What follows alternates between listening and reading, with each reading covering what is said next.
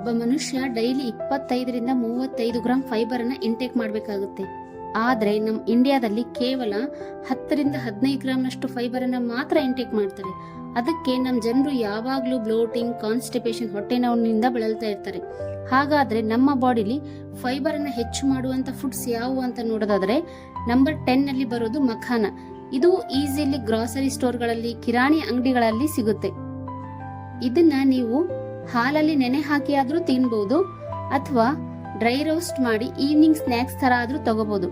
1 cup makhana ತಿನ್ನೋದ್ರಿಂದ ನಿಮ್ಗೆ approximately 3ರಿಂದ 4 ಗ್ರಾಂನಷ್ಟು fibre ಸಿಗುತ್ತೆ. ನಂಬರ್ 9 ಅಲ್ಲಿ ಬರೋದು ಆಪಲ್.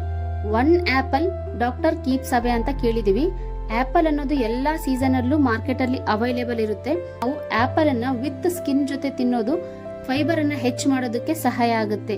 ಆಪಲ್ ಅನ್ನ ವಿತ್ ಸ್ಕಿನ್ ಜೊತೆ ತಿಂದ್ರೆ ನಮ್ಗೆ ಅಪ್ರಾಕ್ಸಿಮೇಟ್ಲಿ 4ರಿಂದ 5 ಗ್ರಾಂನಷ್ಟು ಫೈಬರ್ ಸಿಗುತ್ತೆ.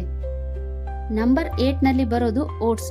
ಕೇವಲ ಅರ್ಧ ಕಪ್ ಓಟ್ಸ್ ತಿನ್ನೋದ್ರಿಂದ ನಿಮ್ಗೆ 4 ಗ್ರಾಂನಷ್ಟು ಫೈಬರ್ ಸಿಗುತ್ತೆ.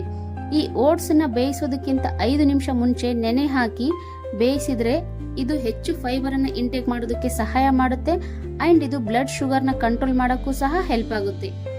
ನಂಬರ್ 7 ನಲ್ಲಿ ಬರೋದು ಚಿಯಾ ಸೀಡ್ಸ್.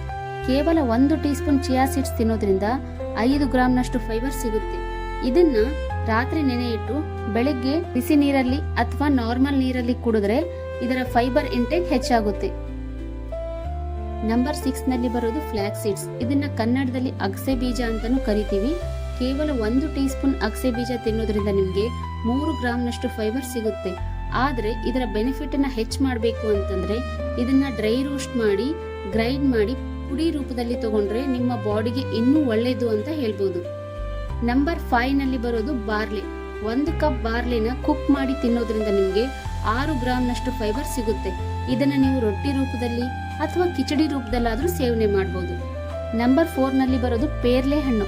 ಕೇವಲ 1 ಮೀಡಿಯಂ ಸೈಜ್ ಪೇರ್ಲೆ ಹಣ್ಣನ್ನ ತಿನ್ನೋದ್ರಿಂದ ನಮ್ಗೆ 8ರಿಂದ 9 ಗ್ರಾಂನಷ್ಟು ಫೈಬರ್ ಸಿಗುತ್ತೆ.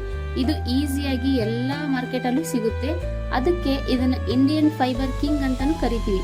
ಇದು ಶುಗರ್ ಪೇಷಂಟ್ಸ್ಗೆ ತುಂಬಾ ಒಳ್ಳೆ ಫ್ರೂಟ್ ಅಂತಾನು ಕರಿಬಹುದು. ನಾವು ಡೈಲಿ 1 ಪೇರ್ಲೆ ಹಣ್ಣನ್ನ ತಿನ್ನೋದ್ರಿಂದ ನಮ್ಗೆ ಕಾನ್ಸ್ಟಿಪೇಷನ್, ಬ್ಲೋಟಿಂಗ್ ಅನ್ನೋ ಸಮಸ್ಯೆನ ನಾವು ದೂರ ಮಾಡಬಹುದು. ನಂಬರ್ 3 ನಲ್ಲಿ ಬರೋದು ಸ್ವೀಟ್ ಪೊಟ್ಯಾಟೊ, ಸಿಹಿ ಗೆಣಸು ಅಂತ ಕರಿತೀವಿ. 1 ಮೀಡಿಯಂ ಸೈಜ್ ಸ್ವೀಟ್ ಪೊಟ್ಯಾಟೊ ತಿನ್ನೋದ್ರಿಂದ ನಮ್ಗೆ 4ರಿಂದ 5 ಗ್ರಾಂನಷ್ಟು ಫೈಬರ್ ಸಿಗುತ್ತೆ. ಬಟ್ ಇದನ್ನ ಚೆನ್ನಾಗಿ ಕುದಿಸಿ ಆರಿದ ನಂತರ ತಿಂದ್ರೆ ಇದರ ಬೆನಿಫಿಟ್ಸ್ ಡಬಲ್ ಆಗುತ್ತೆ ಅನ್ನೋದನ್ನ ಕೇಳಿದೀವಿ. ನಂಬರ್ 2 ರಲ್ಲಿದೆ ಕಡಲೆಕಾಳು. ಇದು ಈಸಿಯಾಗಿ ಎಲ್ಲರ ಮನೆಯಲ್ಲೂ ಸಿಗುತ್ತೆ. ಡೈಲಿ 1 ಕಪ್ ಕಡಲೆಕಾಳನ್ನ ತಿನ್ನೋದ್ರಿಂದ 10ರಿಂದ 13 ಗ್ರಾಂನಷ್ಟು ಫೈಬರ್ ಸಿಗುತ್ತೆ. ಇದನ್ನ ಚೆನ್ನಾಗಿ ತೊಳೆದು ನೆನೆಸಿ ಬೇಯಿಸಿದ ನಂತರ ತಿಂದ್ರೆ ಫೈಬರ್ ಅಬ್ಸಾರ್ಪ್ಷನ್ ಜಾಸ್ತಿ ಆಗುತ್ತೆ. ಇದರಿಂದ ನಮ್ಗೆ ಕಾನ್ಸ್ಟಿಪೇಷನ್ ಅನ್ನೋದು ಸಹ ದೂರ ಆಗುತ್ತೆ. ನಂಬರ್ 1 ನಲ್ಲಿದೆ ಟಾಪ್ ಮೋಸ್ಟ್ ಅಲ್ಲಿ ಬರುವಂತದ್ದು. ಕೇವಲ 1 ಕ್ಯಾರೆಟ್, 1 ಕುಕುಂಬರ್ ಅನ್ನ ತಿಂದ್ರೆ ಡೈಲಿ ಫೈಬರ್ ರಿಕ್ವೈರ್ಮೆಂಟ್ ಕಂಪ್ಲೀಟ್ ಆಗಲ್ಲ. ನೀವು 1 ಬೌಲ್ನಷ್ಟು ಮಿಕ್ಸ್ಡ್ ವೆಜಿಟೇಬಲ್ಸ್ ತಿನ್ನೋದ್ರಿಂದ 8ರಿಂದ 10 ಗ್ರಾಂ ಫೈಬರ್ ಸಿಗುತ್ತೆ. ಇದರಿಂದ ನಿಮ್ಮ ಬಾಡಿಗೆ ಬೇಕಾದ ಫೈಬರ್ ರಿಕ್ವೈರ್ಮೆಂಟ್ ಸಹ ಕಂಪ್ಲೀಟ್ ಆಗುತ್ತೆ. ಈ ಮಾಹಿತಿ ನಿಮಗೆ ಇಷ್ಟ ಆದರೆ ನನ್ನ ವಿಡಿಯೋನ ಲೈಕ್ ಮಾಡಿ, ಶೇರ್ ಮಾಡಿ ಹಾಗೂ ಸಬ್ಸ್ಕ್ರೈಬ್ ಮಾಡಿ.